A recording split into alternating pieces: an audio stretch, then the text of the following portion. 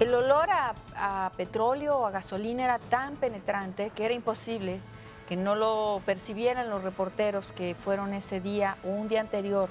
Rodolfo Chávez Calderón estuvo ahí cubriendo la nota, olfateó precisamente los alcances de esta desgracia, tenía información sobre lo que iba a pasar y los activistas ya empezaron ahí a organizarse, José de Jesús Gutiérrez. Pero ¿qué era lo que decían en ese entonces y qué percibía un psicólogo, un académico de la situación? Bueno, mira, de hecho hay un antecedente, ¿no?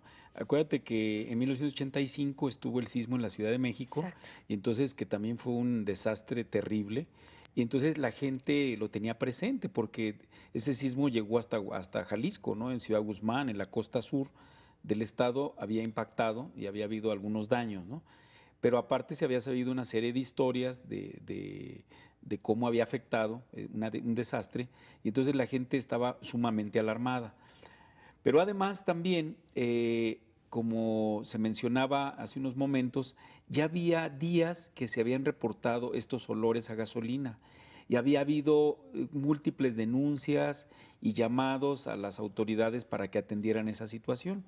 Y la respuesta era que no iba a pasar nada, ¿no?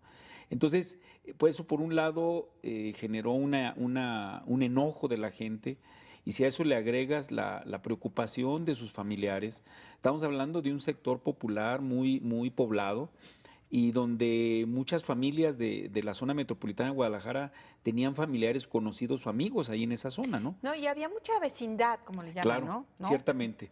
Eran multifamiliares, vecindades, y bueno, en ese tipo de área poblacional, la densidad es alta, ¿no?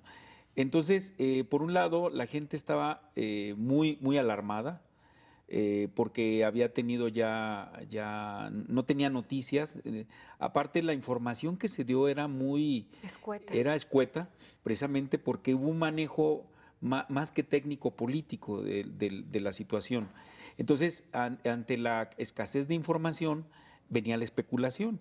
Entonces, por un lado se sabía que había habido muertes, pero se decía que eran pocos, y conforme llegaban los cadáveres al CODE, se veía que no eran pocos. Aparte, los daños eran realmente espantosos. Era prácticamente una zona de guerra, ¿no? Se veía como una zona de guerra. Hubo familiares que habían perdido ya a sus familias, a sus miembros. Hubo gente que también quedó discapacitada, Eso es muy importante. perdieron algún miembro, perdieron la vista, y también perdieron sus pertenencias también. Entonces no tenían claridad de qué iba a pasar con ellos, ¿no? De hecho, la población afectada fue dispersada con criterios, repito, eminentemente políticos más que técnicos, y entonces en los primeros momentos fueron a lugares que no tenían comunicación, que nadie sabía dónde estaba. Por Porque eso la alarma era peor. no había luz, no había agua en la zona, no había como transportes. Y los pocos medios que lo informaban, que muchos seguían a la televisión, ¿no? Pues también le dieron una cobertura exacerbada quizás a la avenida del presidente en la noche, Desde luego.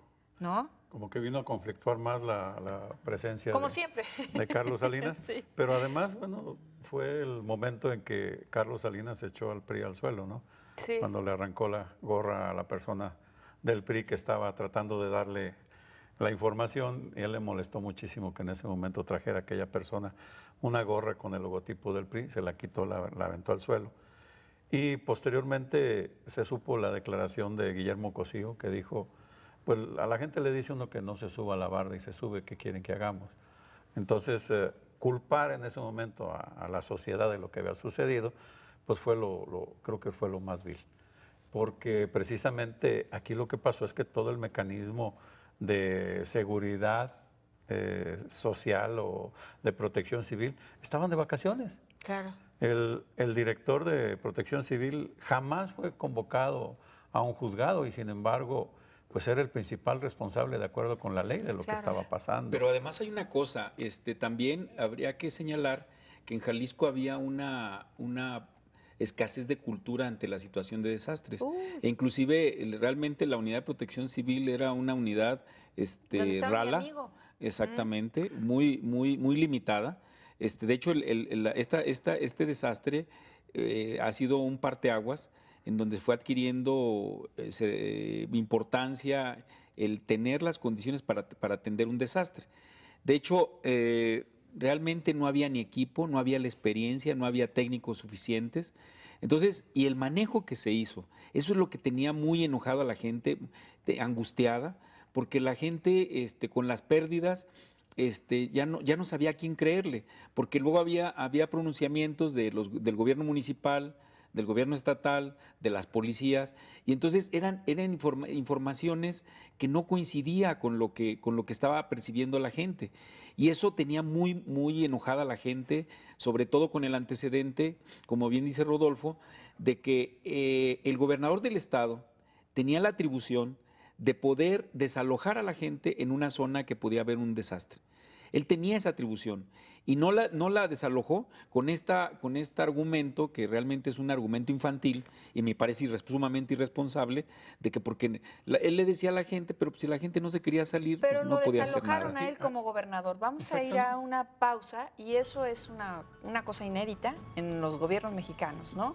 Que le hayan pedido a alguien que dé las gracias por no haber hecho su trabajo y haber sido negligente en un caso donde miles perdieron la vida. En un momento más regresamos.